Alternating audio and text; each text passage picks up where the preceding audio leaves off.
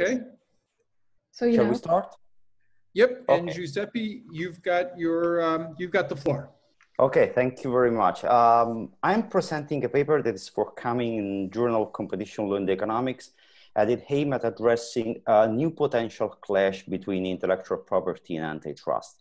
We are pretty familiar with the long-standing controversial interface involving copyright and patents.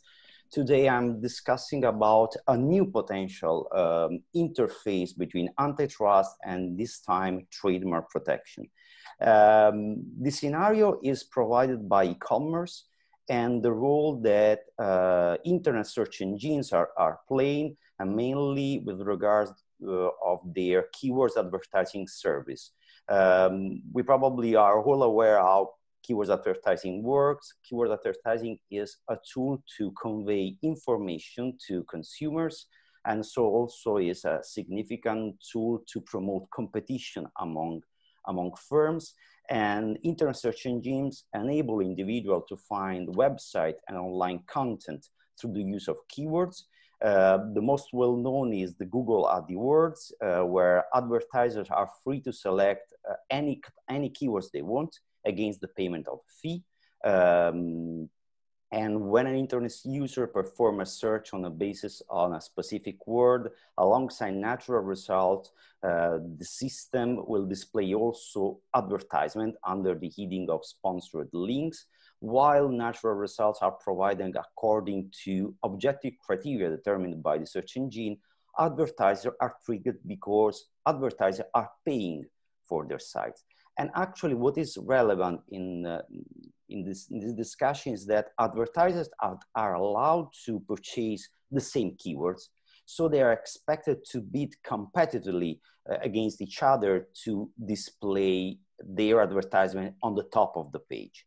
As you may imagine, this may raise significant litigation, both in terms of trademark protection, but also concern about competition issues. About trademark protection, you may easily expect that trademark holder and mostly well-known trademark holder complain that advertisers, that is rivals, are allowed to steer customers from their website, are allowed to rely on their goodwill, are probably also able to confuse a consumer. Just to briefly mention that according to trademark law, trademarks are protected not only against the risk of confusion, the so-called origin function, but also in case of free riding. And so they are protected also other functions such as the advertisement and the investment function. When it comes to competition, as I mentioned before, keywords advertising is a way in which you may spread information. So you are promoting competition. So if there are agreements among rivals in order to restrict the possibility to bid over keywords, you may think about at a restriction or a lowering of competition because users are unable to get information on someone else's offers in the marketplace. And actually, we may see that the so-called non-brand bidding agreements appear quite widespread around the world.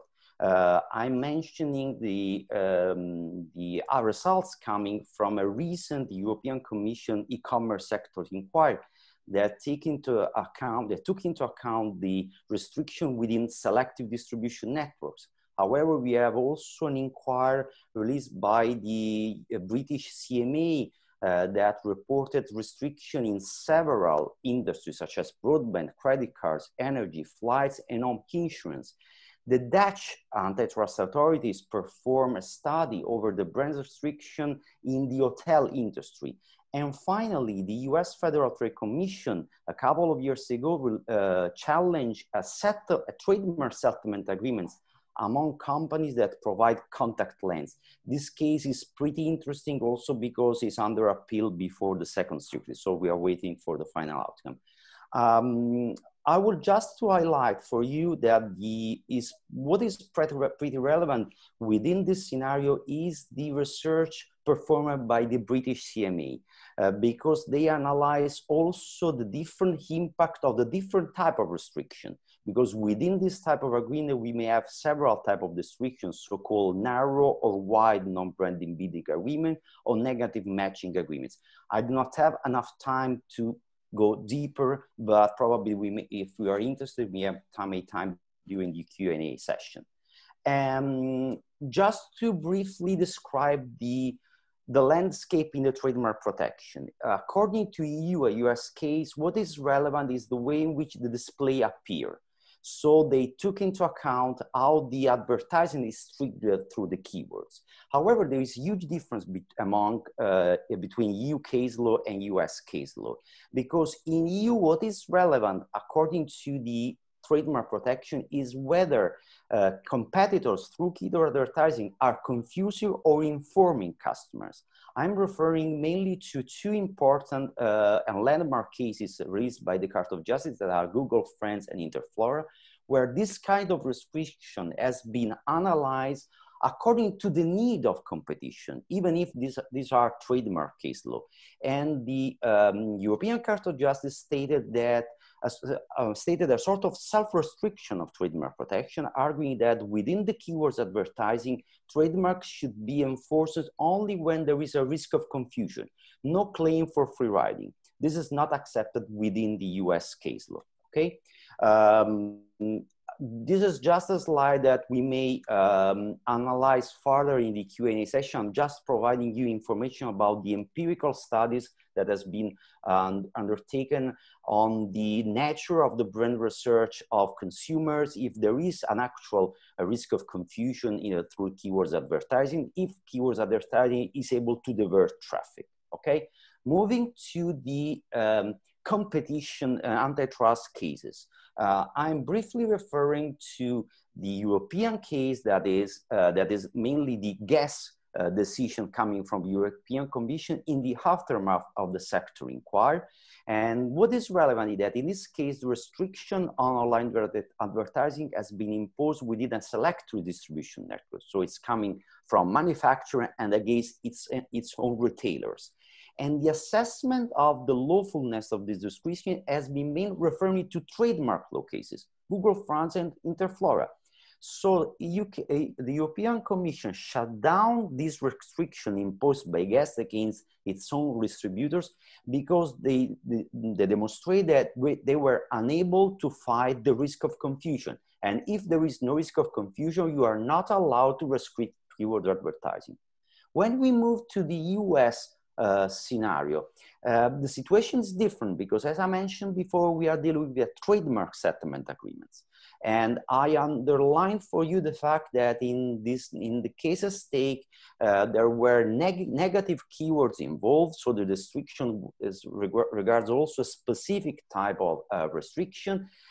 Rivals are allowed to promote their services on other media and are allowed to bid over generic keywords such as contact lens. However, according to the Federal Trade Commission, this kind of settlement that has been reached in order to shut down the trademark litigation has been judged anti-competitive and considered inherently suspect, that is a sort of quasi per se violation, even if the underlying litigation was not considered shame or baseless, and even if the trademark holder had a brand identity. What the Federal Trade Commission stressed is that, however, in the previous trademark litigation, the trademark holder never succeed. So they expect that the underlying intellectual property right is weak, okay? So it's a weak trademark. And obviously, if you look at the decision, there is a vibrant dissenting opinion coming from Commissioner Phillips. I do not have the time to address it. However, what is relevant in this case that this decision clearly reflects another US case that is more well known, that is the Actavis case, that dealt with patent settlement agreement, pharmaceutical patent settlement agreements.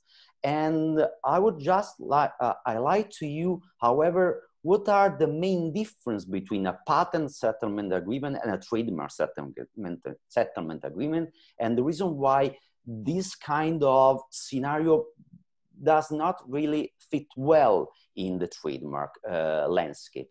First of all, because patent and trademark has different kind of rationale and requirement, but mostly because patent settlement agreement in the pharmaceutical share specific and peculiar features. They are byproduct of a sector regulation. They are considered an example of regulatory gaming. The underlying IPR, the validity of the underlying IPR is disputing the patent settlement agreement. This is not the case in the trademark settlement agreement. And there is no transfer of value at all. So we cannot take as a proxy the size of transfer. And even if there were a transfer of value in the trademark settlement agreement goes in the usual direction. That means that it's not the trademark holder that is going to pay the alleged infringement, as it happening in the pharmaceutical patent settlement agreement. And just to conclude, this is the claim that I'm supporting in this paper is that when dealing with trademark settlement agreement within the keywords advertising scenario, the EU approach seems better suited than the US one in striking a balance between the aims and the function and the scope of trademarks and the aims and the function, the scope of antitrust. Probably because the restriction of the scope of trademark in the keywords advertising has been addressed by the court in a trademark litigation. So it's a sort of self-restriction, and it's a self-restriction that has been determined according to the goals of antitrust. So it seems that it's a sort of a Pareto optimal solution that unfortunately we are not able to see in copyright and in patent interfaces with antitrust. I'm done. Okay, well, great. Thank you so much, Giuseppe. I'm trying to take a breath right now. Yeah, so while we're waiting for some questions, I just ask that you can unmute yourself. Let me start off with one. There was some testimony before Congress whereby what one of the people argues that the powerful platforms can actually allow rivals to acquire, to bid for the trademarks. And then it forces then companies to spend money on advertising that they ordinarily wouldn't have to spend on. So what, like Basecamp said, we wouldn't spend money on advertising, but our rivals are using our trademarks to compete against us, forcing us then to engage in sponsored advertising. It just benefits Google. And Google doesn't allow that for itself. It plays by its own different rules. What would be your take on that? Oh, well, you took a point. Despite of the, regardless of the other or circumstances, we have for sure a winner. That is the owner of the keywords advertising service, okay? So in this case, Google. However, if you look from the trademark perspective, if we were in US, free riding is safeguarded even in the keywords advertising scenario, okay? So probably it is even more difficult for the Federal Trade Commission to support their case. And we will see if the Second Circuit will share this argument. Because if I'm allowed to complain about free riding, because you are stealing customer, because you are relying on my advertisement, and you are pushing me to bid over my home trade brand, okay? That's the problem. And I may suggest to look at the European gas case, because gas actually is stating, I have to pay more to display my advertisement bidding over my trademark, okay? So they are supporting a claim that they want to lower my advertising expenses, okay? This could be a claim actually in US, regardless of the FTC case, because in US there is no self-restriction about the scope of trademark protection. In EU there is no claim at all, because the Court of Justice stated that in this situation you may complain just about the confusion, the risk of confusion. So you cannot, there is a significant and relevant paragraph in the Google France and Interfollow case when the Court of Justice clearly states you cannot rely on the fact that you want to safeguard your investment. So if you have to pay more bidding over your trademark, this is in line with competition according to the Court of Justice, okay? So this is a complaint that you may raise in US but it doesn't seem so according to Federal Trade Commission. You have no chance in EU. But you are right. For sure, the winner in any case is the platform, because they boost the competition over keywords. And boosting the competition over keywords, it means that they are going to collect money from trademark holder and advertisers, even from trademark holder and its own retailers. So that's right, a really good point. Let's get Oliver. You have a question. Yes, thank you very much, Oliver Zinski, Chair of Economic Theory, Ilmenau University from Germany. I'm wondering, we know that trademarks and brands, of course, they can have a singling effect, but often they are basically locking in consumers, or maybe not that strong, creating a markup on sales, and also reducing transparency in the sense that consumers are bound to trademarks and don't look for alternatives as much anymore. So if we take this into account, do we really need to bother about trademarks getting a bit weaker by competitors reducing their disadvantage by bidding on these trademarks? Maybe less well-known trademarks bidding on more well-known trademarks and reducing the competitive distance. Well, if you look at the reasoning of the UK's, your concern could be downplayed, because in EU, the only way in which you may enforce this trademark in the keywords advertising scenario, if you are able to demonstrate a risk of confusion. That is a way in which you are protecting customers, okay? So if I have to say, this is the right balance in which you are promoting competition, allowing the circulation of information, and at the same time, you are safeguarding the incentive of trademark holder against the risk of confusion. And when I'm saying the risk of confusion, we should be aware of the fact that over internet is pretty difficult to demonstrate the likelihood of confusion, okay? So in this sense, the Court of Justice opened a significant door in terms of competition, because we have a huge number of cases where the court is stating, okay, but the average consumers over internet is not the average consumer in a brick and mortar scenario, okay? They are less naive, so demonstrating the likelihood of confusion is more difficult. If I may, I would have just another argument that is related to the previous question coming from Professor Stacke. It's interesting to know that, however, in Europe, there is no way in which you can complain against the platform for allowing someone else to buy keywords. And actually, this is something that you can complain in US, okay? So the so-called secondary infringement, the way in which platform may help someone else to sell keywords and infringe your trademark, is a complaint that you cannot raise in Europe, but you can raise in US. So it's a puzzling scenario. All right. Well, we've got to move on to, thank you so much, Giuseppe. We've got to move on to the Gregory and Abby for their presentation. Thank you.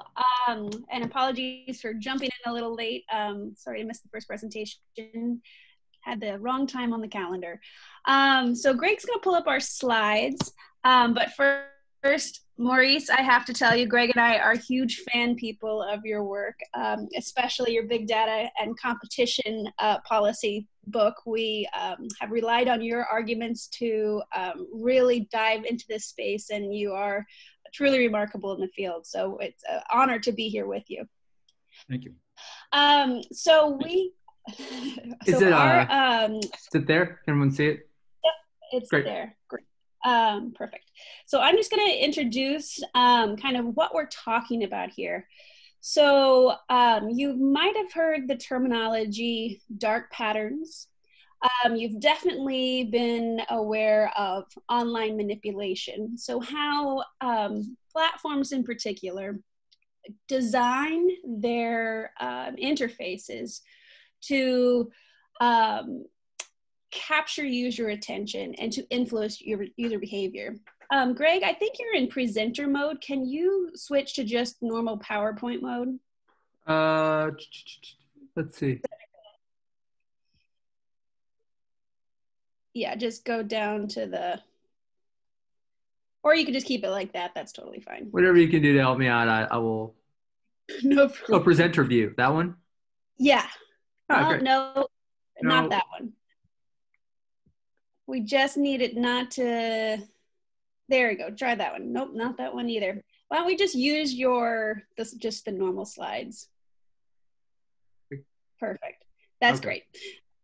Keep it there. But if you could move on to the second one. Or is it the play we'll give some examples. Play from current slide, there you go. Still on my screen is giving us that. Yeah, no, it's, I mean, different buttons and it's just doing the same thing. Perfect. That's great.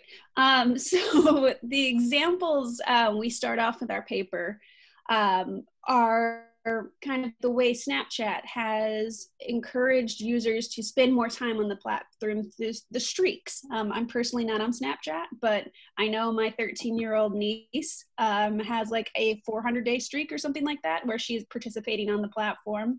In addition, teens are hanging on YouTube much longer than most traditional forms of screen time because of the algorithm YouTube uses, learning about the user so as to provide content that they are, addicted to or want to pay attention to. Twitter's blue screen, Twitter will intentionally say it's loading just so that you get that dopamine rush when you actually get your tweets. And so all of these combined are dark patterns or forms of online manipulation, which are all specifically and deliberately tailored to touch on those cognitive vulnerabilities in order to get us to pay more attention. And so if you go to the third slide, Greg. Perfect. We've set up this attention cycle that kind of explains how much platforms are getting user attention to feed into their business models, and then why this raises competition issues. So simply put, users get on the platform, begin initially because friends are on there, then their user interactions are surveilled, assessed, and then the platforms can, tweak, do A/B testing, learn more about this specific user or users in the aggregate in order to get them to pay more attention. So like the data network effect, the more data fed into the systems, the smarter the systems become. And so with this, we are spending an inordinate amount of time on these platforms, largely due to their design. And so Greg, you can take it away from here.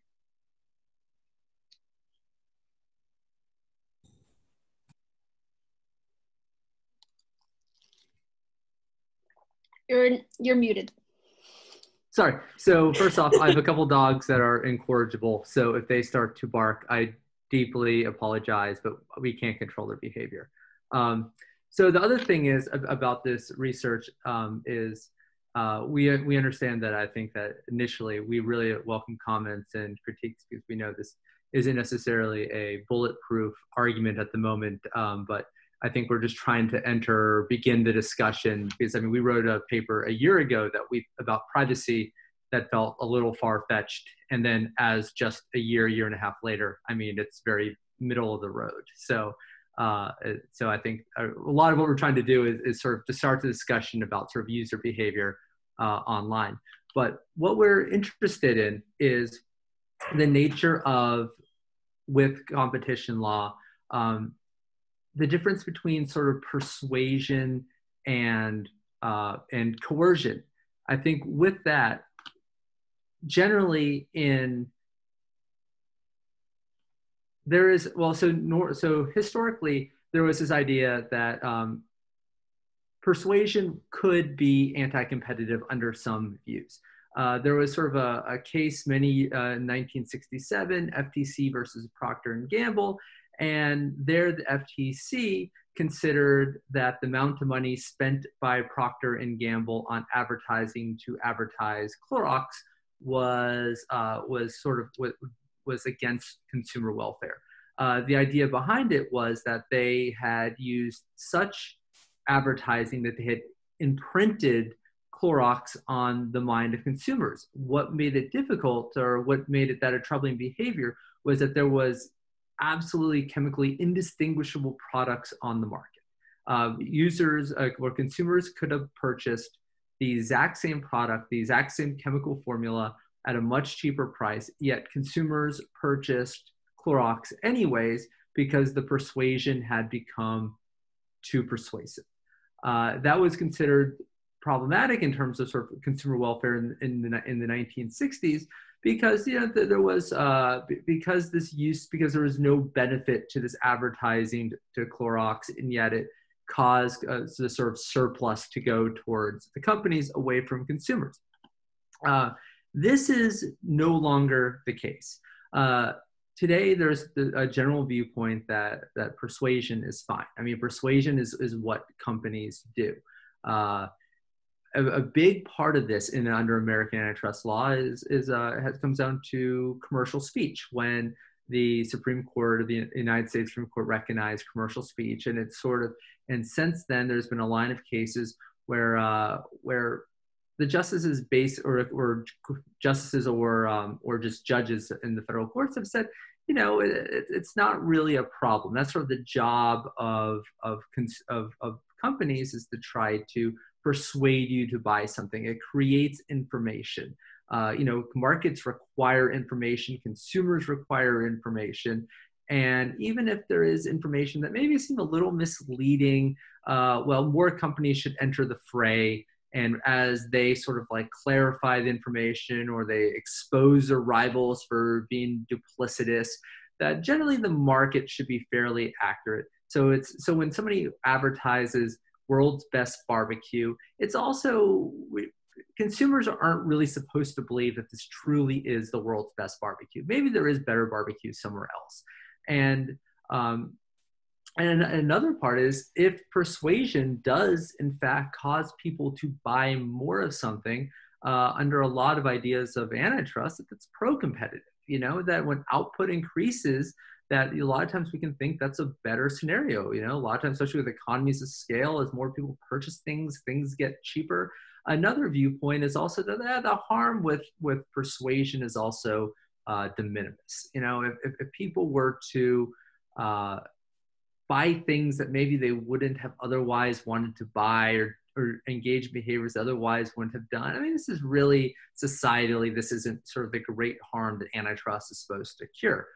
So with that, there's one case where the famous Judge Easterbrook, he mentioned that he looked at sort of misleading speech, where there was really statements that were false, and he said, look, the answer is not antitrust. The answer is the marketplace for ideas. And he even further said that antitrust isn't meant for the demand side of the curve, that it's really for restricted supply, and so long as they're not foreclosing competition, you can persuade people. And so with that, that's under that sort of framework, you could look at a lot of the attempts by platforms to sort of engage users as just another form of persuasion. It's different than advertising, but not materially so different in a way that it requires a different analysis.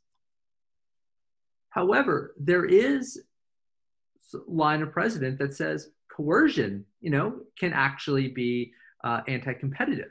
And so the big question is then, what, under American antitrust law at least, separates coercion from efforts of persuasion?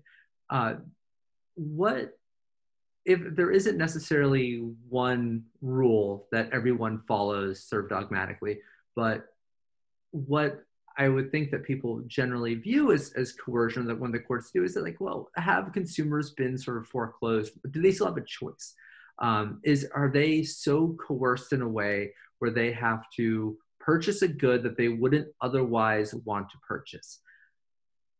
It's still difficult to find actually exclusionary behavior, the actual behavior that has prevented consumers in a way that antitrust is meant to cure. But two examples are, one is product hopping, and that has to do with generally pharmaceuticals, where a company redesigns a patented pharmaceutical, and then prevents generics from beginning the development process on the pharmaceutical. It's sort of a complicated statutory scheme that's not worth going into for the sake of this presentation. But what they do is then they also pull their old version from the market, and under the sort of statutory scheme that it forces consumers to purchase their drug for more than more than the 20 years granted in a patent. Why it's considered might be anti-competitive is because the product redesign is meant strictly to lock consumers into the product. If they pull the old version, it's not meant to give consumers choice, but it's actually meant to take their choice away from them. Other examples are just simply like anti-competitive redesigns. It's generally considered, sorry? Yeah, it's just, you're up at 12 minutes. So, oh, okay. Yeah, so I mean, let me just close up then. So essentially, our argument is that, and what we're trying to argue is that some of these versions that you might see, sort of dark patterns and platform designs, could potentially be considered coercion if the design of the product is meant in a way that doesn't really benefit consumers, but is in fact merely as sort of like an anti-competitive product redesign, is created in a way that that causes consumers to act in a way that they otherwise wouldn't, to sort of deprive consumers of a choice, where the design is strictly meant to deprive them of the choice, and perhaps where they transfer data and attention to them in a way that wouldn't otherwise occur. It's sort of a naked wealth, or not naked, it's a wealth transfer in sort of the modern market with data and attention. Thank you. All right, very good. Really interesting. While we're waiting for questions, let me throw out one to you. The CMA in their interim report says that the dominant platforms in the online advertising market really competes on two dimensions. One of them is for data, and then the other one is for attention, right? Mm-hmm. And I think what you point out is there's this competition for our attention. One question for you is that is this the type of competition that we should promote? Is this a form of toxic competition?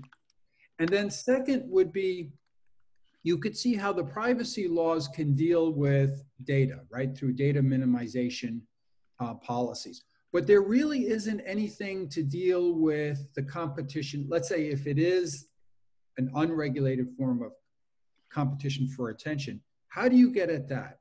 Should this be something that the competition authority says, well, how do we then prevent it? How does the competition authority determine when the competition for attention is toxic, like Fortnite, or when it might be good, like for Netflix, to give us movies that we might enjoy watching? No, I mean, those are really good questions. And so I think a lot of the question is, sort of what is the threshold here? When is this competition beneficial? When does it have us engage us in sort of problematic behavior? And this is something that I think we really wrestled in the paper. And this is one of the hardest points that we had to deal with, because we spend a good amount of time, maybe too much time in the paper, dealing canvassing some of the social harms caused by sort of data addiction, platform addiction, et cetera. The problem is that, so we sort of try our hardest to sort of limit our paper to remedying harms that antitrust already deals with. And if you were to look at things like high anxiety, there's self-harm behavior that arises from law. That's not things that antitrust really at currently is meant to sort of cure. Those, I mean, we look right now, it's antitrust, at least in the United States, is sort of purely economic harms like prices. And now I think just really in the past year, I think we've sort of agreed that privacy should be one of these. But I'm not quite there yet to write it in a paper. But I mean, to me, it feels like issues sort of like the high anxiety that we've seen, depression, and sort of a lot of the real social ills that are sort of remnants of this competition that directly result from this competition or are caused by the competition. And they're sort of like, I feel like that's maybe a paper for next year. You know, I don't know if it's too early yet to at least under American antitrust law to, like, you know, propose something sort of that zany, but I have a hard time sort of separating that, if that's a natural consequence or even an intended consequence to a degree of this sort of data and platform competition. And so to me, I mean, it's when you're enjoying, you know, sort of, I mean, I think you make a great point. I think Netflix is actually sort of a good example of healthy competition where, I mean, choosing between Hulu, Netflix, I mean, it's sort of, especially during a pandemic, it's kind of a joy, you know? Whereas I think a lot of the examples like Snapchat and Twitter and how they're sort of like battling for your attention using tricks that are very intentionally meant to keep you engaged, keep you sort of nervous, keep you anxious. And that's, I think, where we cross that threshold into toxic competition. But that's not kind of the thing at the moment antitrust is meant to remedy. But I am not opposed at all of sort of expanding antitrust into that direction. All right. Well, look, can I add really quick? We constantly deal with the pressure between consumer protection and antitrust law and try to delineate which should be in which arena. And so one larger consequence of encouraging competition, you know, reducing the size of firms, perhaps making them not as able to have the data network effect explode, that will result in some of these harms being reduced. And that is a competition directly related thing. But you're bringing up the consumer protection kind of concerns, and we do try to limit the scope of our arguments to just competition. What I'd like to do is we won't have enough time for the answers, but just so you get feedback, Oliver and Nicola both had some questions for you. Maybe give them the questions, and then we can then go on to Victoria, because we want to just keep on schedule. Oh. I can also write the question, no problem. Okay, that would be great. But this is great. I mean, Greg, I mean, you're doing great work, Greg and Abby. So I really encourage you with this. And let's go now to Victoria with your presentation. So could you see my screen? Can you hear me? Perfect. So thank you. It's a great honor to present my research here in this panel. And my research topic is digital personal assistants as gatekeepers to consumption, how information intermediaries shape competition. And I will briefly first address what do I understand under digital personal assistants, or I will address them as DPAs. Shortcut, they are automated systems which interact with user in a natural voice, in a natural language, while applying regional and third-party services to perform various actions. And prime examples of these DPAs are Amazon Alexa, Apple Siri, Google Assistant, and Microsoft Cortana, which are based on statistics available, are the biggest players in the market currently. The topic is relevant because they observe that DPAs serve purpose of information intermediary and also enjoy rapidly growing field of application in everyday life of consumers. And of course, in the general framework of increase of platform intermediation and data-driven business models, which both pose new challenges for workability of competition or for framing the right regulation in these areas, and underlying economics of this process is important to frame the right policy. And so my research is more case-specific, and by research questions, I would like to address which challenges for competition in DPAs and related markets exist to their widespread use, and also how to address these challenges from the competition policy perspective. So to briefly highlight the main idea of the business model of DPA as well-known platform economics model with suppliers of goods and end users, which are intermediated by DPAs.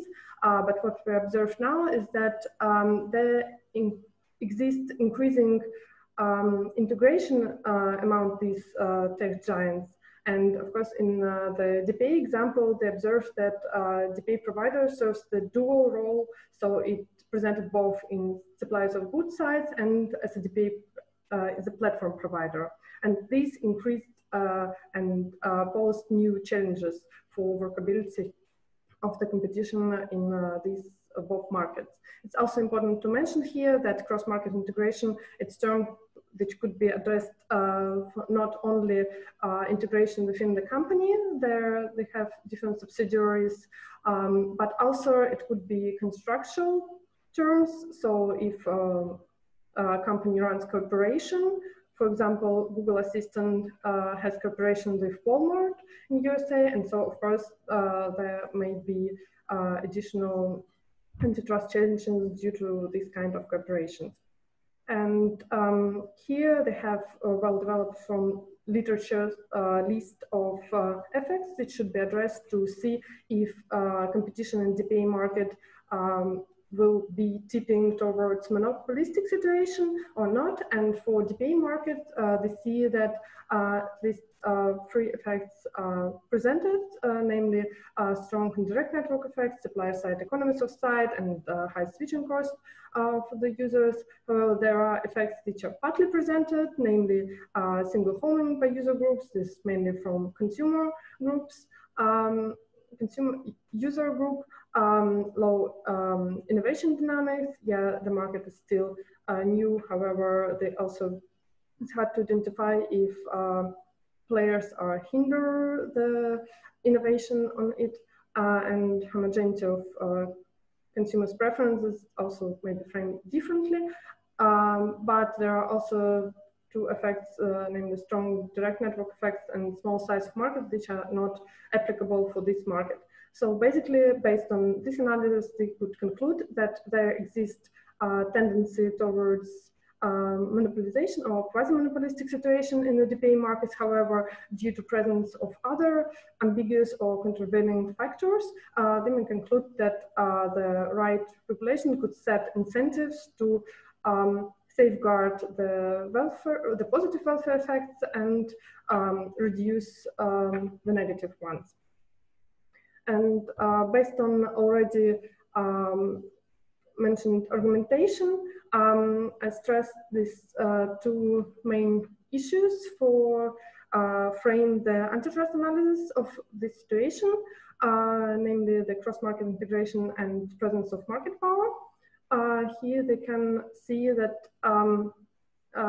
there of course might be presence and not presence of each of these effects in the market, and this leads us to having these four scenarios, and colors of scenarios already kind of represent my current results, that they may see less antitrust concerns in the first scenario, the absence of market power and cross-market integration in the DPA market, and also this will have less influence on the related market.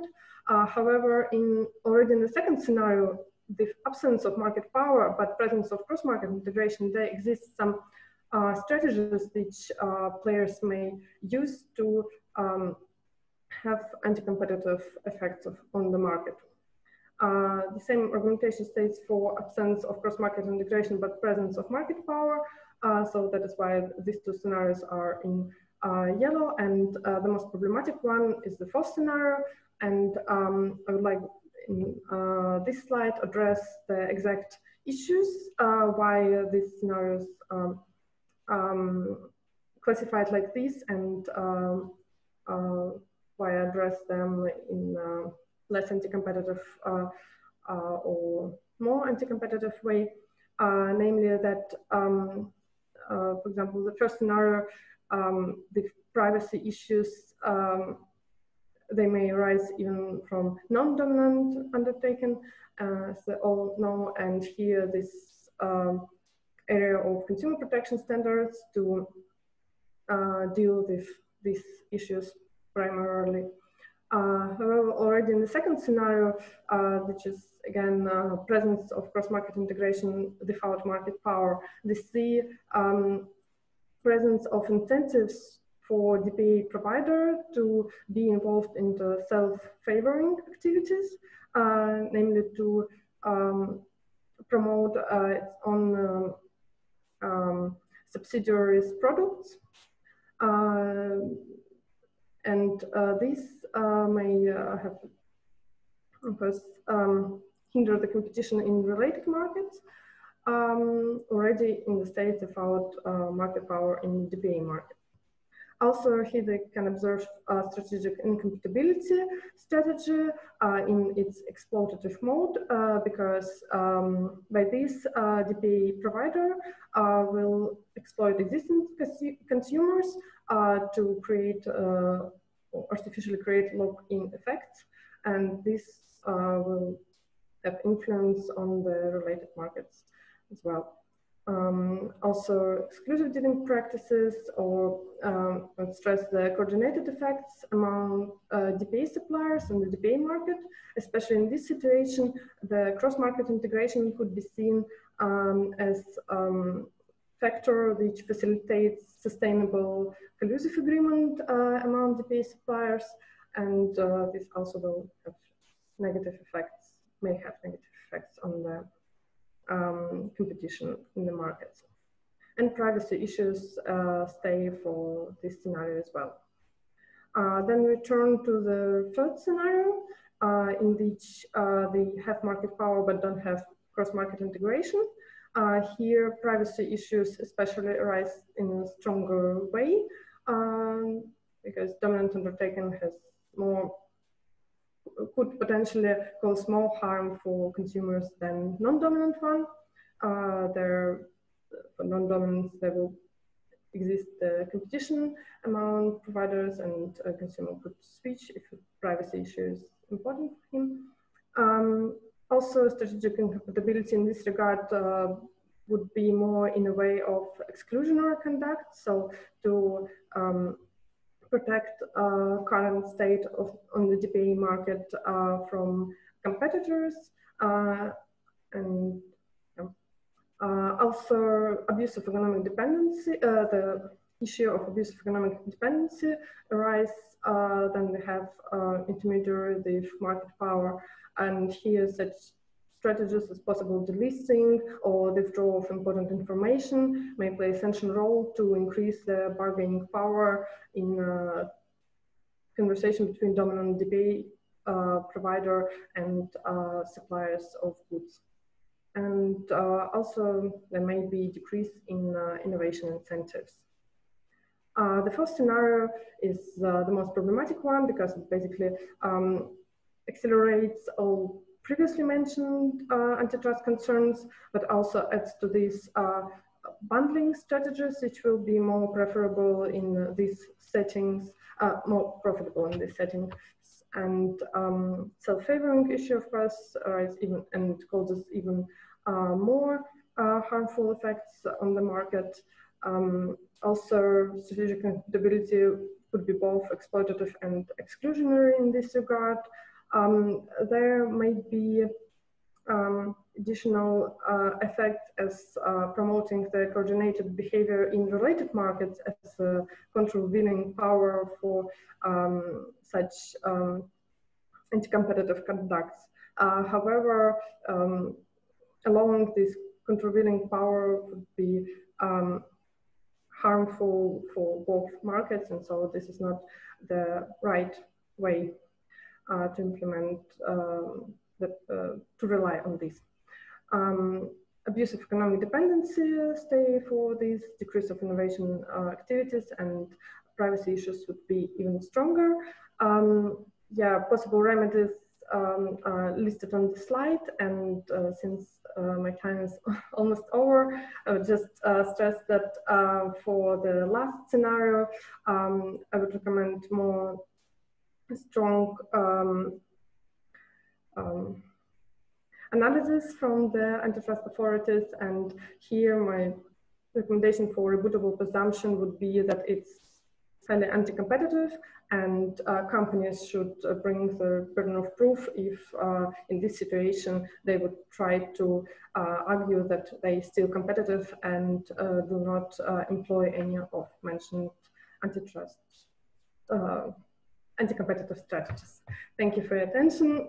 Looking forward for our discussion and possible comments.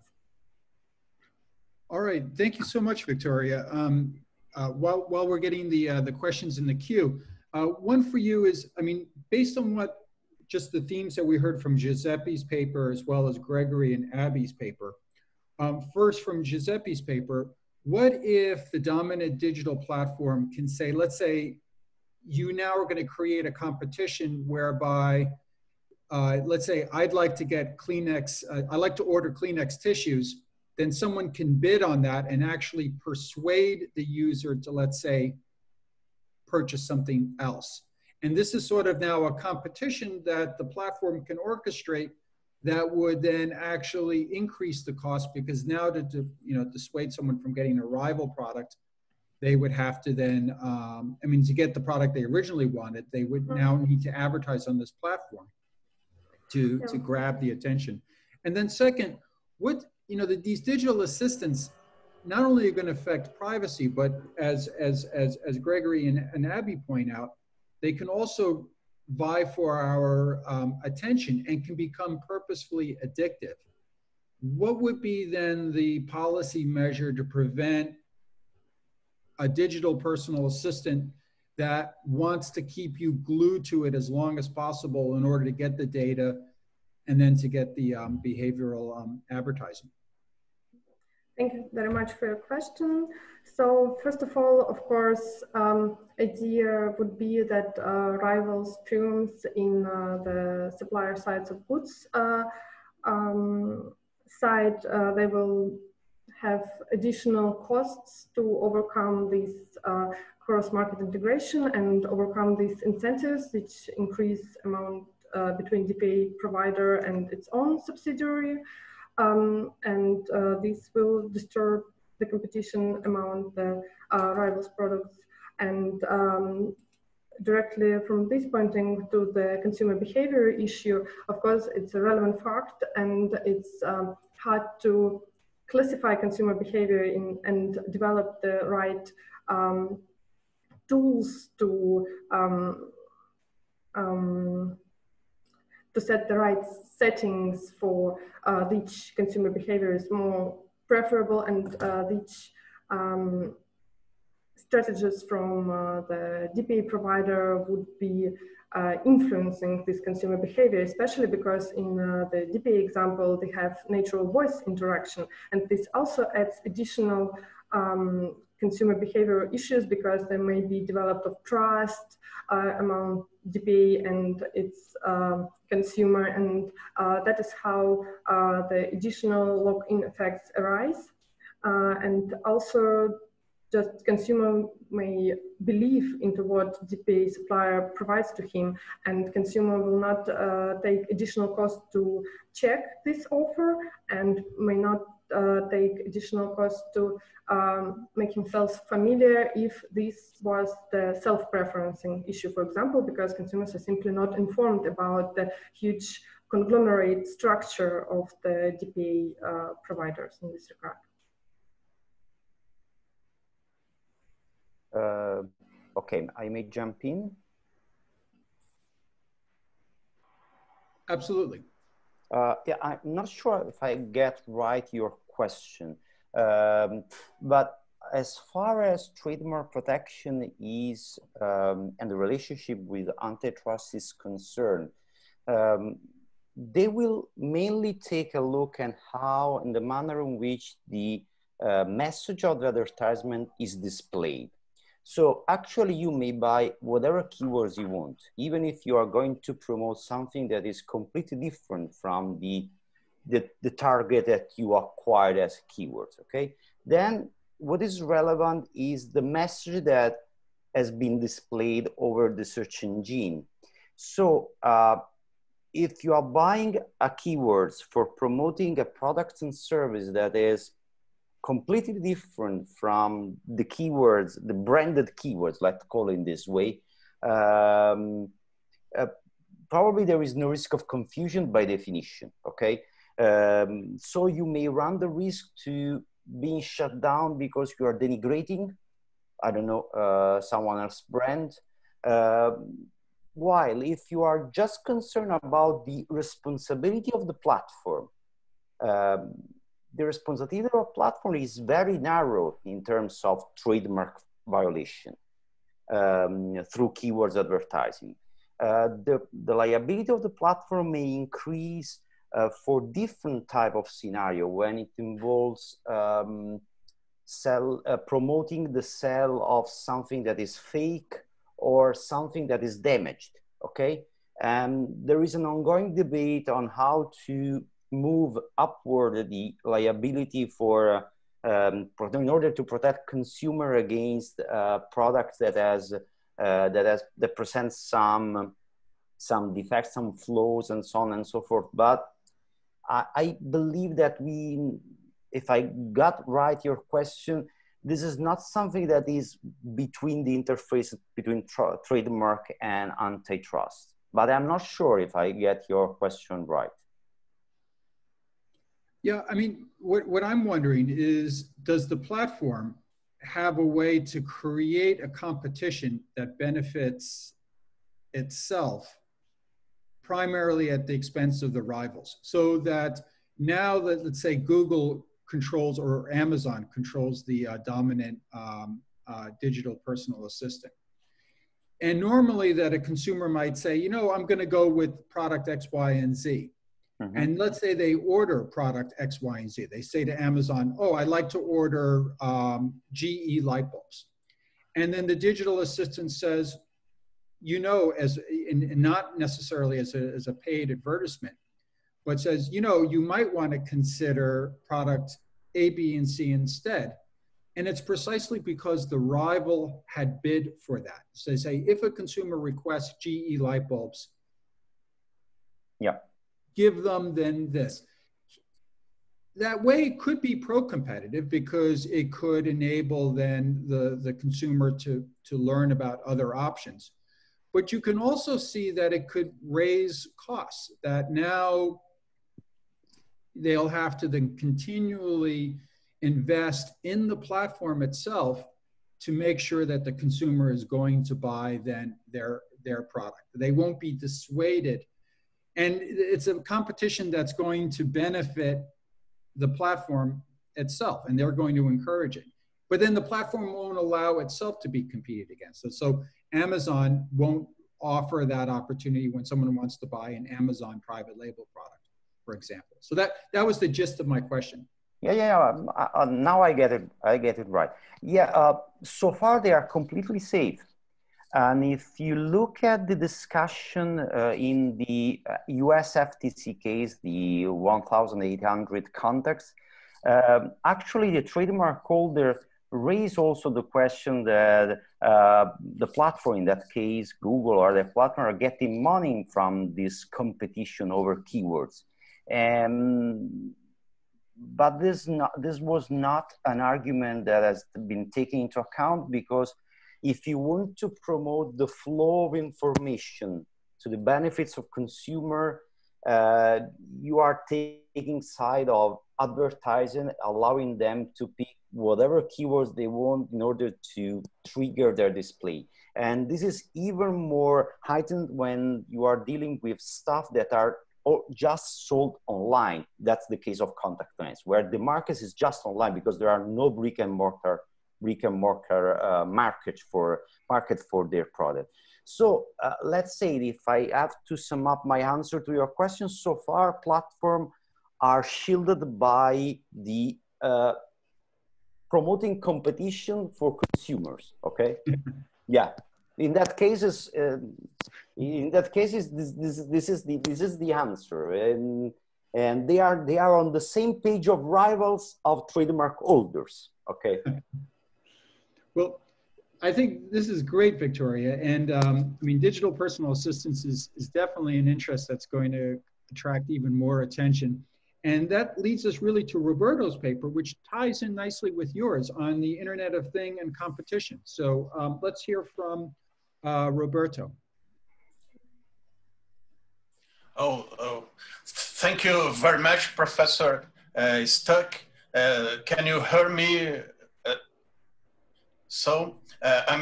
It's a great honor to be part of the digital competition panel with so great colleagues who have presented excellent papers. I would like to thank Escola for the opportunity to present the research I'm developing. My current paper is a work in progress, so your comments on my presentation are very welcome. The research analyzes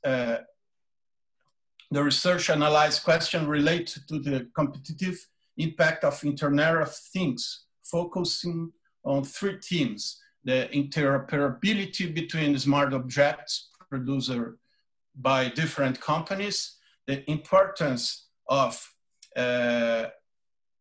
the data portability to stimulate a competition between different brands of smart objects, and the relationship between data privacy and competition defense.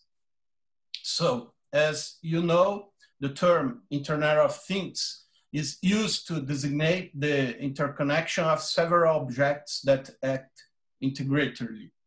Interoperability is basically the ability for systems to communicate with each other regardless of their manufacturer or technical specifications. So it's a variable that consumers usually take into account. In this context, there is a clear competitive advantage in the development of interoperating systems between smart objects. On one hand, if a manufacturer can develop a system that is interoperable with everyone else, it will have a competitive advantage. But on the other hand, if a manufacturer can develop, if a manufacturer of a smart device with a dominant position may have the incentive to develop mechanisms that prevent interoperability as a way to force consumers to purchase the other products of their brand. In this case, a lock-in effect occurs. Therefore, the paper will discuss if regulatory authorities should establish measures to stimulate or even impose interoperability, a kind of interoperability by default. But let me go to stress the very importance of data for the Internet of Things, because the control or the control of personal data for the operation of Internet of Things device is very, very important. So I will cover 2 subjects. The first subject is data portability. And data portability has 2 sides. The first side is the consumer empowerment, because they could strengthen the control of the holders of their own data. And it can help the basic pillar of data protection legislation, the informed self-determination. But this side must be combined with another side, the competitive dimension. In this way, the data portability could reduce the switching costs and minimize lock-in effects. The paper will analyze the countries or the jurisdictions that have a specific law over data protection and data portability, like the European Union GDPR and the Brazilian law that provides a chapter over data portability. So it could be very useful not to handle with the locking effects, not because both interoperability and data portability would be able to diminish the risk of consumer being locked by a particular brand of Internet of Things device, but it must have a pro-competitive interpretation of data portability rules. It's required to combine with the another side of data portability side. And the third section of my paper analyzes peculiarities of the application of competitive rules to platforms that intensively use data. The first issue is the recognition of that the traditional tools of antitrust, like relevant market definition, barriers to entry, or assessment of market power, have a strong problem because they are very price-centered. And in my opinion, and I will study it in the paper, this kind of center price use of this tool is a wrong way to handle it with big data companies. And another issue is the importance that in merger reviews involving big data companies and Internet of Things companies, it would be important to analyze not only the possible effects on the price, but also the consequence to privacy policies. And this is a very controversial issue, but I think, for instance, that the privacy issues and the way that the companies handle with the data, the personal data, is part of quality of the service and part of quality of the product. So it must be analyzed in a merger review. And the third thing concerning the relationship between data protection and antitrust is if we can say that a company with market power could incur in abuse of dominant position. For example, if this firm impose illegal terms and conditions to its holders of personal data. It's the most known case in the world is the Facebook case in Germany that, as you know, Bundeskartellamt have considered Facebook guilty, but it was overruled first by the Düsseldorf High Court. But last week, a very recent decision of the Superior Court of Justice, Federal Court of Justice in Germany, have overruled the Düsseldorf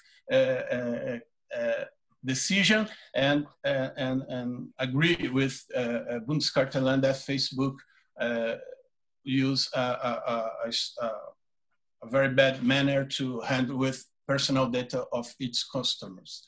And I withstood as well if they refuse to comply with right to data portability or duty of interoperability, can consider as well as abuse of dominant position. And the fourth theme is the importance of collaborating between data protection authorities and consumer and competition authorities. It's very important to use the GDPR or another laws of data protection as a competitive tools, and the competition authorities as well can help the DPAs to enforce the data protection laws. And in this way, and I'm finishing, in this way, the competition tools could be used to a better development and improvement of digital markets. So thank you so much for your attention. I am delighted if you have some comments on my presentation. Thank you so much. Well, thank you, Roberto, and thank you also for coming under time. So what I would like to do is first, let's tee up some questions for Roberto, and then in the remaining time, we can then have like a discussion on some of the themes on all four papers. So, I mean, Roberto, one question for you is, to what extent is this going to be, with the Internet of Things, will it be that the smart manufacturers themselves have market power versus that they're just going to be cogs in the machine that are going to respond to the powerful platforms? So like the digital personal assistants, Amazon or Google, they're going to be the ones calling the shots. And then the data will be going from the smart technologies to the platforms that they will then, the platforms themselves will leverage in ways that could then extend their power into other markets. Oh, thank you. Your question is a very, very, very good question because there is a wide range to answer it. First of all, the market power of Internet of Things devices manufacturers can be a counterbalance against a platform market power. It's a good issue, and it could be good for consumers, this counterbalance. But another problem is if the platform is also a manufacturer, Internet of Things manufacturer device. If you look to Amazon, it's a tendency, and if you look to Google, it's another tendency.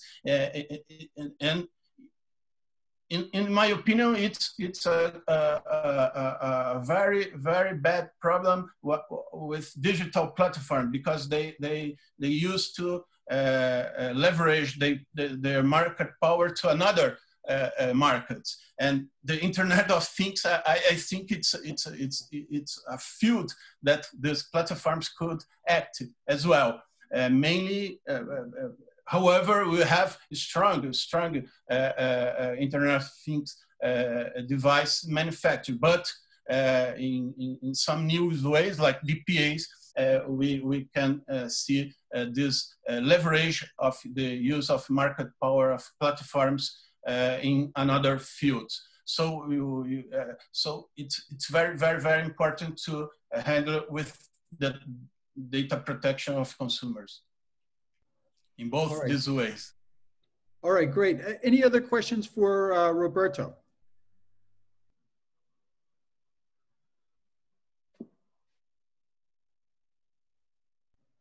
All right. While we're thinking of those, I noticed that Ols, you had a question that you wanted to ask Giuseppe. Yes. Thank you very much. It was really fascinating. I mean, all presentations.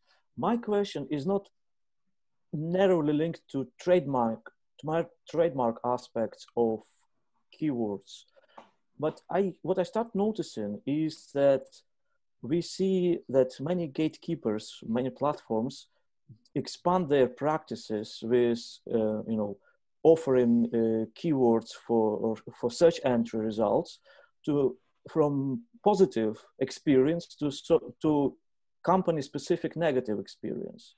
So if you don't like my problems with my tickets of some specific, airline or some banking services or anything, basically nudging all these big companies to buy these search entry results. And the problem is twofold. On one hand, it's a problem kind of for democracy, because you filter out all negative experience, or basically channel all negative experience of consumers to the hands of companies who basically create this negative experience, helping them to manage these problems on one hand, but on the other hand, limiting the freedom of choice of consumers to basically to find the right answer. But also there is a kind of purely competition-related problem. I would appreciate your reflection on this. Giuseppe primarily, but also others. Well, this is a broader issue. Let me spend also a few words supporting platform, because someone has to do it. I mean that in some cases it seems that the range of their responsibility is widened by the instance that people in general and policymakers are raising. I think that if we are looking at, for instance, social network, we have a discussion on where they have to allow some messages or not. So what I'm trying to tell is that somehow we are complaining to the fact that they act such as private regulator, but from another side, we have a significant part of forthcoming and incoming legal provision that are asking them to intervene to, for instance, shut down some messages and so on and so forth. I mean that I'm not sure that they have to be put in the place that have to decide between instances that may regard free speech, fake news, political issues. However, they are playing this field. So let me say that you may look at this perspective from different angles. I'm not asking for more regulation. However, I'm just observing that we are splitting towards platform significant part of liability that are well beyond product, trademark, and specific competitive issues. So when you have a system such as the keywords advertising, there are always strategic and opportunistic behavior that may come from platform, may come from advertising, may come from manufacturer, trademark holder, and so on and so forth. I'm not sure what kind of liability, additional liability we want to move toward platform. Transparency, we have in some country provision about transparency. I'm trying to figure out if it is better or not to expand in an even larger way the already pretty peculiar range of liability that platforms are facing so far. But probably we are going in that direction. I disagree, but probably it's just me. All right.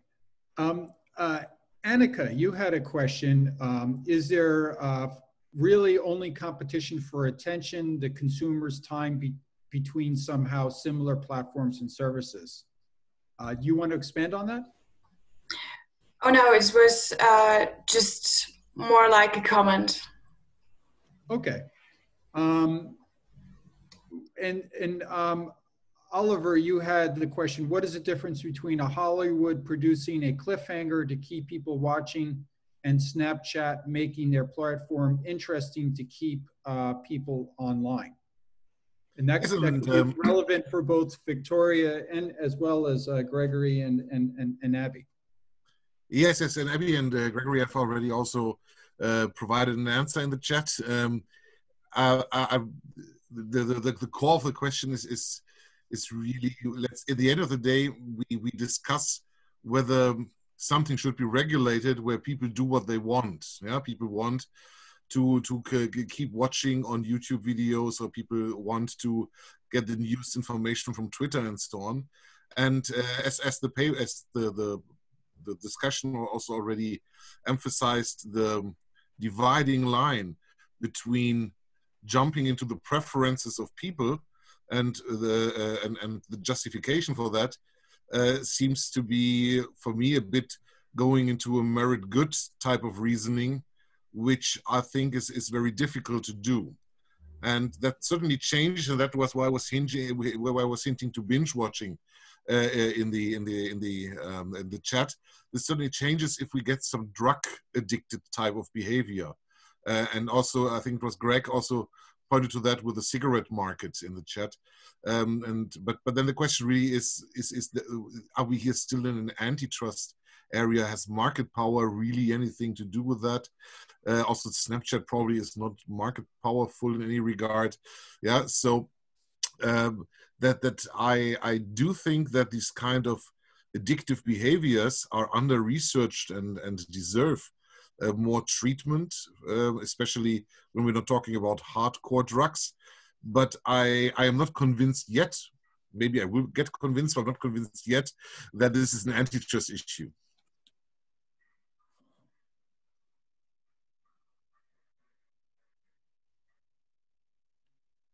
So I'm just to respond, and I completely acknowledge everything that you say is 100% accurate. I mean, it is a very difficult question, and I think that's like why I sort of prefaced at the beginning of the paper, that the presentation, that we are trying to more enter and create and start the dialogue, and without acknowledging this isn't a foolproof theory, because no, you're 100% right. And I think a lot of how we viewed it, I think one thing I might put in the chat was a good example is like Keurig, the coffee maker. They got in a little trouble years ago because they redesigned their Keurig maker so competing makers of the pods wouldn't fit into their maker.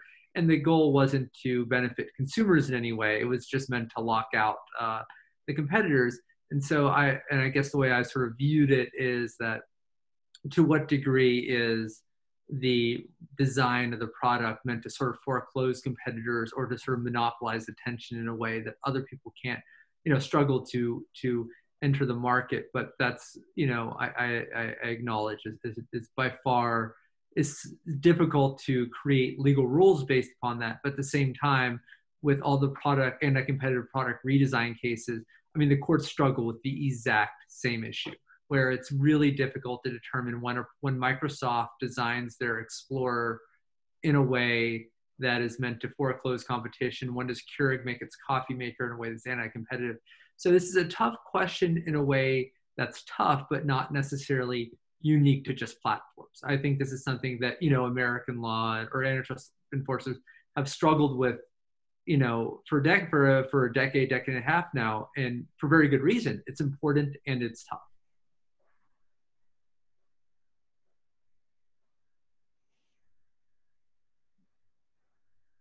All right. Let me push back though on Oliver and say, what about, and I want to bring in Rupert on this because he had a different question if he's with us. But couldn't you then say that the market power comes from the data? That by having the significant amount of data, you can tee into the sort of behavioral biases and heuristics, like Facebook. Like Facebook says it knows when teenagers feel vulnerable. And that's where they can get the market power in order to then make their products purposely addictive. So you get at the data that can indirectly get at the attention markets. I don't know. And we have like Facebook with the Bundeskartellamt. Might that be the way that the antitrust way can get at these sort of attention markets when it's fueled by the collection of excessive data? No, I've no doubt that we have pros and cons of these algorithmic data. The collection is mostly not algorithmic, but the algorithmic analysis and the resulting recommendation systems and search systems. And I mean, when the self-preferencing and self-favoring issue is, I think, very clear and very clearly that there is an anti-competitive angle to it. At the same time, I think it always gets very difficult when we try from the outside to decide whether people actually want something or do something what they don't want.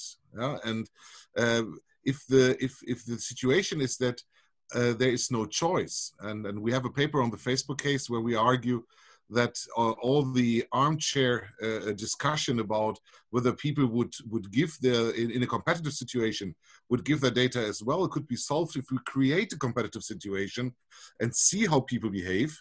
Maybe they will, maybe they won't. Also privacy paradox and so on. But the fact is that with Facebook's the dominance, they just don't have a choice. They can only participate if they give their data. But especially, and there was also, I mean, Greg and Abby did that much more differentiated than I'm saying it now. Yeah, so please, I apologize up front. Yeah, but especially if we discuss YouTube, Netflix, and stuff like that, and then also Amazon recommendation. They give based on the preferences that they try to estimate, then the question is, where's the reduction of choice? There's a lot of these kinds of offers on the market, and there's no really the case where I can't avoid doing something like that. And even in Facebook, with the starting to reduce the importance of Facebook. I mean, I think the process of Facebook getting less important has really just started. But the more it gets it gets less important, the more the market power vanishes, the less I think there is a case of discussing these terms of missing choice options as an antitrust case. That said, I think they are an antitrust case if they are combined with market power.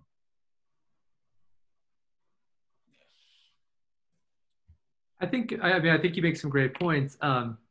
One thing, with any monopolist, it doesn't necessarily mean that they're impervious to competition in the future. I think one interesting anecdote that we did find was that as Snapchat began to eke away at Facebook's market shares, Facebook began to compete based upon these sort of privacy lines, where now they just suddenly started to offer consumers or users sort of an ability to monitor their online time, to hide push notifications and other things that sort of compete over attention.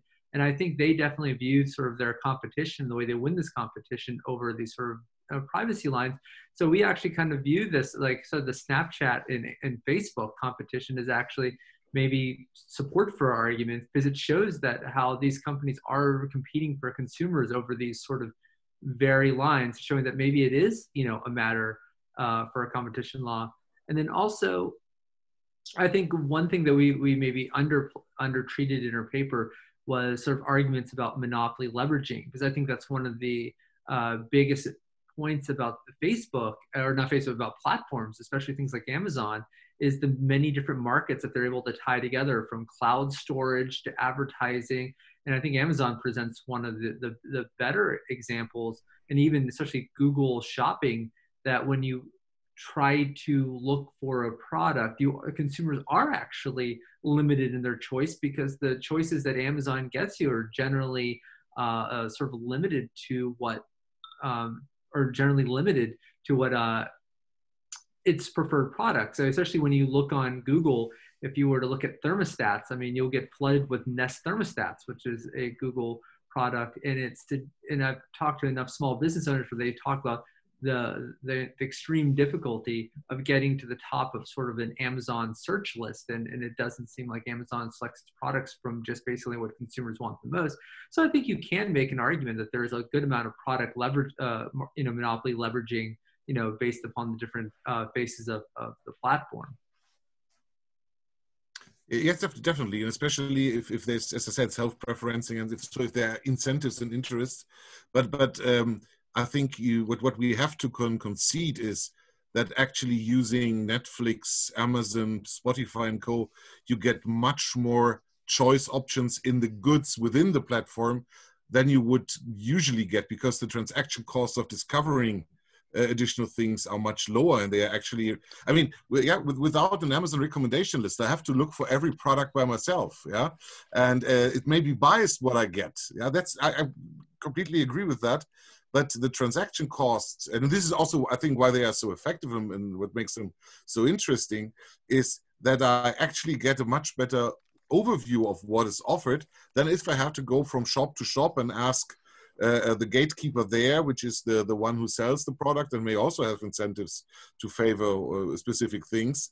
So I'm struggling a bit I mean, as I said, yeah, as soon as there's a cross-market integration or something, and there are incentives, and there's market power, there are problems. But I don't think that it is per se. I actually think it is per se more choice options than we have. What I do like is that if the choice option how to access a platform, if that is also given, and I think a good example of what I like is Spotify, where you can actually choose whether you want to pay a monthly fee and use the platform, or you don't, and then you get advertising. And what I would like to see is that more platforms would offer different types of models so that consumers can make a better decision about whether they want to give their data and how much of their data and to what purposes, and whether they want those services. And by the way, I'm convinced that most people will very, very, very willingly give all their data if they don't have to pay anything. Can I add a comment on this situation? Would you mind? Oh, yeah. I think another side that we can see this situation is the collection and processing of data, and to make some direct advertising. And with this direct advertising, they can shape the attention of the consumer and the choice of the consumer. So, for instance, Facebook, they could collect in a very aggressive way and share in a very aggressive way the data, and can model, they can shape the attention and the choice of the consumer. So I think there is a strong relationship between the competition, toxic competition for data and toxic competition for attention. And some platforms combine the market power of collect and processing data to make direct advertising and attract and shape the attention and consumer choice. Let me give Rupert, you've had a question in the queue, the opportunity, and then I also have Annika and Nicola in queue as well. Okay, thank you, Maurice. I'm so torn between all the comments just done, so my mind is going like crazy on what is said. Just maybe one remark to the discussion we've just heard with Oliver and the others. I think that this is the vital question, particularly if you look at it from a lawyer's perspective, that you need to find the point in black letter law, basically, where to sort of place that. And obviously we have a competition law outlook here, but maybe regulation or sector regulation or consumer protection or something is better place. I think this came up in the talk by Abby and Greg already. And I find that particularly interesting with a view to what to Roberto's topic, because there we sort of still have the chance to have a normative framework before everything is already done in reality, while in the consumer business, we now sort of stand there in front of a mountain of insurmountable problems. I just wanted to add one question to Victoria. Sorry, but this now throws us back into factual things. And I wonder whether the issue with DPAs, or what you make out of the fact that DPAs actually have a completely different form to communicate with the user than the traditional desktop or tablet or so. I mean, the screens are even smaller if they have a display at all, or they are talking to you. And I wonder what the effect of this is, particularly with the view to the fact that there are some companies in this field, like Google, who completely depend on advertising, or who are very strong in advertising, and now need to transform their business model in a way since probably having an acoustic advertisement is much less interesting than having it on the display. And I wonder whether you have looked at that and whether we are sort of now, we now have the Google cases, for instance, but the Google cases decided by the European Commission are cases that we looked at basically with the screen cases, and maybe we are now making the mistake that we've made in the past in other cases, taking a technology or taking doctrine and reasoning from a case that is already outdated in technological terms. I wonder whether you have any comments on that. Thank you very much. So this highly interesting point. Basically, yes, they addressed a bit this point already in our first paper, there will be differentiated between challenges and benefits of having such digital assistant that, of course, without screen it will be, and in more natural communication, it will be just quicker to express yourself, quicker to receive the reply from this DPA, and so it will just decrease the consumer searching cost for the information, and also the cost for typing something, yeah, and selection. So this is also part of the service which this DPA does. It pre-selects information. But of course, this pre-selection issue, it also raises different antitrust concerns in regard of how this is done. And here, also one of the things to address the technological change, yes, I see the difference between having the screen they could select between different options and just having the audio options recorded, and also because this audio advertisement could be seen as actually indirect network effects, which would be in the not the positive, the negative indirect network effects. So if you will have too much advertisement from the voice, then you will just not probably switch to another technology or not use this. And so how we differentiate these, also applicable for differentiating the markets which DPA provides access to. It could be seen that the less expensive everyday goods, they actually, the consumer doesn't so much care about this having it represented on the screen.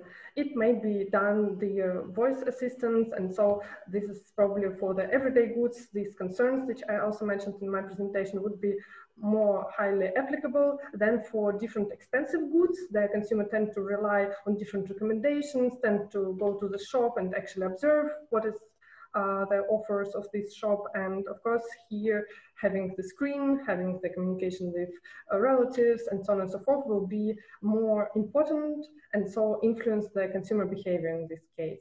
But of course, yeah, absence of the screen for the smart speaker or presence of the smaller screen size for the smartphones will have an influence on consumer behavior, and by this will have incentives for the DPA providers to adjust the strategies based on this consumer experience which they observe and consumer patterns which they have.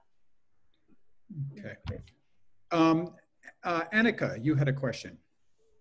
Yes, it kind of goes in a direction where before I said, no, it's just a comment, but after we got a little bit deeper into the discussion about, still on the paper of Greg and Abby, I was wondering, because you made the point in your presentation, you and you now mentioned it again in the discussion, that it's about the competition for the consumer's attention. And what I was asking myself is, when we are talking about competition for attention, then we not only look for the competition between, for example, social media platforms like Facebook and Snapchat, maybe the competition between them, but wouldn't we have to look at competition between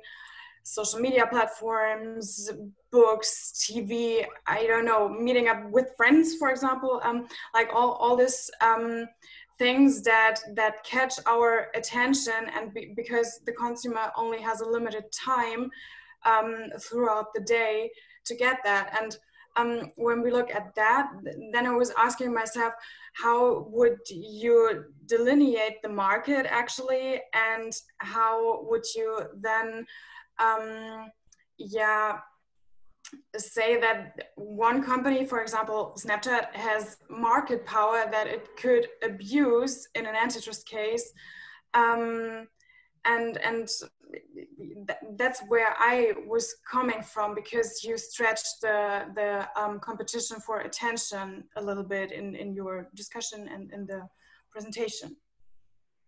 No, I mean, those are really tough questions. And I was even talking about with, there's a guy at Miami named John Newman, and I think he even wrote that in sort of an email to me, just saying, I mean, it's really tough to understand how to divide markets for attention because, you know, if somebody monopolizes the market for artisan belts, I mean, it doesn't mean that they don't have money for anything else in the world, just that one market is monopolized. So I think we have difficult questions to ask about when exactly is a platform market its own distinct market for the sake of monopoly, because, you know, when you are looking at platforms, does YouTube compete against Facebook, or is YouTube a separate video market? Is Pandora and Spotify different music markets, or do they all compete in sort of a greater social media market? And so, I mean, that is in a way beyond the scope of our paper, but also very, very important to our paper for us to figure out, because, you know, if that's sort of like a hopeless dead end trying to untangle that web, I mean, everything kind of falls apart.